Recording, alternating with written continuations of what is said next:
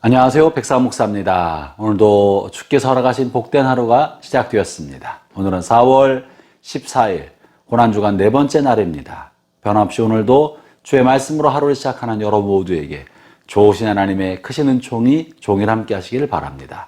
오늘 주 하나님의 말씀은 요한복음 18장 39절부터 19장 16절까지 말씀인데요. 본문의 내용은 이제 빌라도의 법정에서 신문을 당하고 재판을 받고 있는 예수님의 모습을 다루고 있습니다.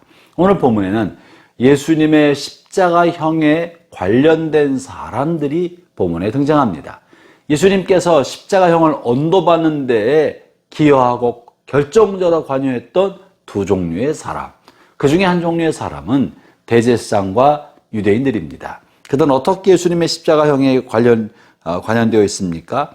오늘 19장 6절과 7절에서 이렇게 말하고 있는데요. 제가 한번 읽어보겠습니다. 대제사장들과 아랫 사람들이 예수를 보고 소리질러 이르되 십자가에 못 박으소서 십자가에 못 박으소서 하는지라. 빌라도가 이르되 너희가 친히 데려다가 십자가에 못 박으라. 나는 그에게서 죄를 찾지 못하였노라. 유대인들이 대답하되 우리에게 법이 있으니 그 법대로 하면 그가 당연히 죽을 것은 그가 자기를 하나님의 아들이라 함이니이다. 대제사장과 유대인들이 예수님에게 십자가형으로 처형해야 된다고 빌라도에게 요청했던 결정적인 이유, 이들이 예수님을 죽어마땅한 사람이라고 생각했던 이유는 예수님을 신성모독자로 보았기 때문에 그렇습니다. 예수님 자신이 하나님의 아들이라고 말하고 있고 그래서 그것은 신성모독이다라고 판단했기 때문에 신성모독죄로 예수님을 십자가형에 마땅하다고 요청했던 것입니다. 사랑하는 형제자매 여러분, 이들은 무엇을 의미합니까? 이들은 예수님이 하나님의 아들이시고 예수님이 입으로 하늘의 신비한 진리의 말씀을 전하고 계신다는 것을 알고 있었지만 예수님에게서 어떤 불이나 악이나 또 강포나 살인에 해당할 만한 죄나 악한 죄를 하나도 찾은 것이 없이 다만 그가 자신을 하나님의 아들이라고 말한다는 신성모독죄로 예수님을 죽어야 한다고, 예수님께 사형을 언도해야 한다고 보았던 것입니다. 이것은 무엇을 말합니까? 그것은 예수님에 대한 무지, 예수님에 대한 불신이 이들의 죄의 뿌리라는 사실을 말해줍니다. 이 유대인과 제사장들은 온 인류를 대신하는 사람들입니다. 그들은 예수님이 하나님의 아들이시라는 이야기를 들었고 그리스도라는 사실을 들었고 그랬음에도 불구하고 그것을 믿지 않고 오히려 그것을 신성모독이라고, 불신과 무지가 이 같은 일을 저질렀던 것입니다. 사랑하는 형제자매 여러분, 온 인류가 그렇습니다. 복음에 관한 이야기를 듣고 예수님에 관한 이야기를 듣고 하나님의 살아계심에 관한 이야기를 들어도 하나님이 살아계신다는 것, 창조주 하나님께서 마침내 인간의 모든 행위를 심판하실 그 날이 온다는 사실을 들어도 믿지 않는 불신, 하나님에 대한 무지와 예수님이 우리의 그리스도심에 대한 무지가 예수님을 거부하게 만들고 거절하게 만들어서 마침내 우리에게 다가온 복음을 거절하게 만드는 죄를 짓게 된 것입니다. 그러므로 인간의 모든 죄의 뿌리에는 하나님에 대한 불신과 그리스도에 대한 무지가 들어있는 것입니다. 그것이 온갖 죄를 유발시키는 거예요. 우리가 만약 하나님이 창조주가 살아계시며 그 창조주가 우리의 삶의 모든 것을 마침내 심판하시는 심판주가 되신다는 사실을 알고 믿는다면 우리가 함부로 죄를 짓겠습니까? 우리가 만약 하나님의 아들 예수님께서 우리를 사랑하사 우리를 위하여 자신의 몸을 버리실 만큼 극진히 사랑하시고 나를 대신하여 십자가에 죽으셨다는 사실을 알고 믿는다면 우리가 우리 인생을 함부로 살겠습니까? 절망과 좌절에 빠져 낙심하는 삶을 살겠습니까? 그러지 않을 것입니다. 그러나 우리가 온갖 죄를 저질고 인생에 부딪히는 크고 작은 문제로 좌절하거나 염려하거나 낙심에 빠지거나 희망을 잃어버리거나 이 모든 것들은 모두가 다 하나님에 대한 불신과 무지가 만들어낸 잘못인 것입니다. 아울러 또 한 부류의 사람이 관여하는데 그것은 바로 빌라도입니다. 빌라도는 총독으로서 재판정에 섰던 재판관입니다. 그는 예수님을 신문해 보면서 예수님에게서 아무 잘못이 없다는 것을 발견하죠. 4절을 읽어보겠습니다. 빌라도가 다시 밖으로 나가 말하되 보라, 이 사람을 데리고 너희에게 나오나니 이는 내가 그에게서 아무 죄도 찾지 못한 것을 너희로 알게 하려 함이로다 하더라.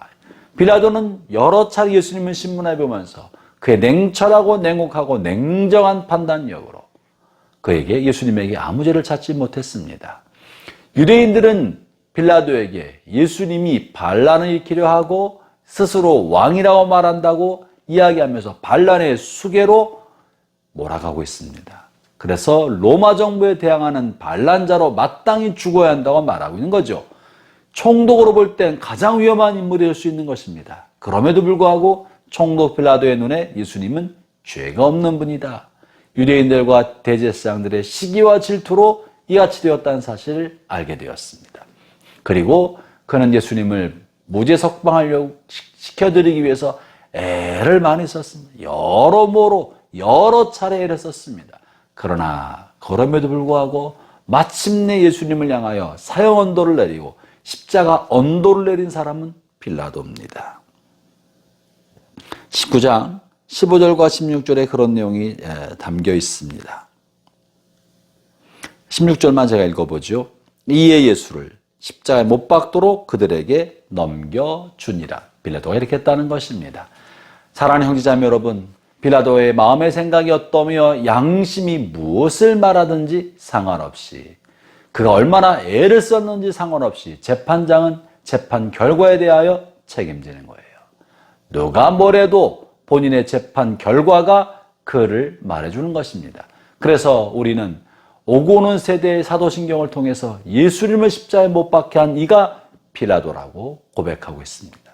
빌라도에 의해서 예수님이 죽으셨다고 우리가 고백하고 있지 않습니까? 그러므로 빌라도가 무엇을 믿었는지, 그의 양심이 어떠했는지 상관없이, 그가 어떤 판단을 내렸으며 어떠한 행동을 했는지가 그가 어떤 사람인지를 규정해 주는 것입니다. 이것은 오늘날 우리가 하나님을 믿고 예수님을 믿고 복음을 믿고 성경 말씀이 진리인 줄 믿는다고 해도 그의 믿음과 양심이 무엇을 말하는지와 상관없이 그가 어떤 판단을 내리고 어떤 행동을 했느냐가 결국 그가 어떤 사람인지를 보여준다는 것을 말해줍니다. 사랑하는 형제자매 여러분, 여러분 예수님을 잘 믿고 있는 줄 압니다. 여러분 성경 말씀이 하나님의 진리의 말씀임을 믿고 사는 줄로 압니다. 그러나 우리가 예수님을 믿고 하나님을 믿고 성경을 믿는다고 하여도 여러분의 삶의 모습은 어떻습니까? 여러분은 부딪히는 수많은 일들을 어떻게 처리하고 계시며 그 일들을 맞닥뜨릴 때 어떤 판단을 내리십니까? 이러저런 이유가 많이 있어도 양심을 거스리고 내 안에 있는 성령을 거스려서 선택하고 판단하고 행동을 한다면 그 원인이 어떻든지 간에 가정의 평화를 위하여 생계의 유지를 위하여 이러저런 이유로 핑계를 댄다 할지라도 결국은 여러분이 판단을 내리고 여러분이 하는 행동의 책임은 여러분 자신에게 있는 거예요. 무엇을 믿느냐가 중요한 것이 아니라 어떻게 행동하고 어떻게 결정했느냐가 중요한 것입니다. 그것이 빌라도를 통해 보여주는 것입니다. 사랑하는 형제자매 여러분, 그러므로 우리는 양심과 선한 성령의 올바른 판단을 따라 행동해야 합니다. 양심을 거스리고 행동하는 것에 대해서 변명할 길이 없는 것입니다. 오늘 빌라도가 양심을 거스려 주변 사람들의 요구에 따라가면서 예수님을 향하여 잘못된 재판 결과를 갖게 되었던 것처럼 우리의 생애에도 우리가 양심을 거스리고 성령을 거스려 가지 아니하도록 1절 깨끗한 마음과 또 양심에 따른 올바른 판단과 성령에 따라 바른 판단할 수 있는 용기를 갖도록 하나님의 은혜가 여러분과 함께 하시기를 바랍니다. 기도하겠습니다. 하나님 아버지 감사합니다. 고난주간을 보내면서 우리가 믿음 없고 불신을 가짐으로 하나님을 거스르지 않게 해주시고 올바로 믿어도 잘못된 판단으로 엉뚱한 길을 가지 아니하도록 주여 저희를 불쌍히 여겨 주옵소서. 예수님 이름으로 기도합니다. 아멘.